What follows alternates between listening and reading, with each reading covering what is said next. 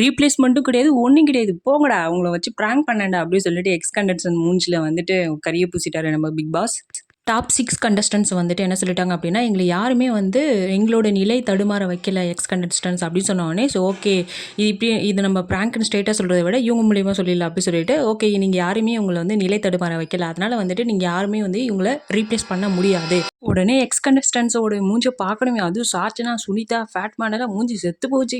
அடடா! நம்ம போட்ட எஃபோர்ட்லாம் வீணாயிடுச்சே அப்படின்ற மாரி அவங்க ரியாக்ஷன் இருக்கு. ஸோ இவங்களுக்கு வந்து ஆல்ரெடி தெரியும். அந்த டாப் 6 கண்டஸ்டன்ட்ஸும் வந்து ஸ்ட்ராங்கா தான் இருக்காங்க. அவங்க வந்து ரொம்ப நன்றி பிக் பாஸ் அப்படி சொல்லிட்டாங்க. ஸோ வந்துட்டு கோவா கேங் அந்த 3 பேர் இருக்காங்கல்ல, ரயான், சௌந்தர்யா, ஜாக்லின் 3 பேர் கட்டி பிடிச்சுக்கிட்டாங்க. ஸோ அது வந்து பார்க்கறதுக்கு ரொம்ப நல்லா இருந்துச்சு. ஸோ வந்து எல்லாரும் சொல்றாங்கல்ல, சௌந்தர்யா என்னதான் பண்றாங்க, என்னதான் பண்றாங்க, என்னதான் பண்றாங்க அப்படி கேட்டுட்டே இருக்காங்க.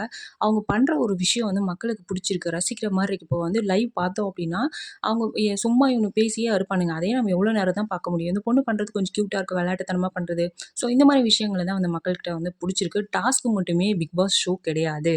ஸோ அத தாண்டி எப்படி சர்வைவ் பண்றாங்க, அவங்க எப்படி வந்து பேசுறாங்க. அந்த பொண்ணு வந்துட்டு என்னதான் குழந்தைத்தனமா வந்து வீக்கெண்ட்ல அதாவது வீக் டேஸ்ல விளையாண்டாலும், வீக்கெண்ட்ல வந்து கரெக்ட்டா பாயிண்ட் மக்கள் மனசுல என்ன இருக்கோ, அத வந்து பாயிண்ட்டா பேசுறாங்க. அதுவுமே புடிச்சிருக்கு.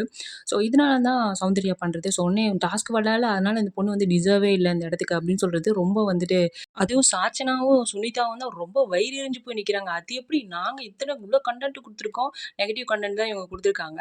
நாங்க கன்டென்ட் குடுக்குறோம். அந்த பொண்ணு கன்டென்ட்டே குடுக்காம இவ்வளோ நாள் சர்வே ஆகுது அப்படின்னா வந்துட்டு பிஆரால தான் வந்திருக்காங்க. பிஆரால தான் வந்திருக்காங்க. அத வந்து ரெஜிஸ்டர் பண்ணிட்டே இருக்காங்க. பிஆர் வேல பார்க்குறவன் அவன் பக்கத்துலயே இருக்கான். அத சொல்லல. இந்த பொண்ணு வந்துட்டு இந்த மாரி ஒரு பேடா ஒரு ஒரு பொண்ண வந்துட்டு இது மாரி பிராண்ட் பண்றது வந்து ரொம்ப தப்பா இருக்கு. ஸோ உங்களோட கருத்த கமெண்ட்ல சொல்லுங்க.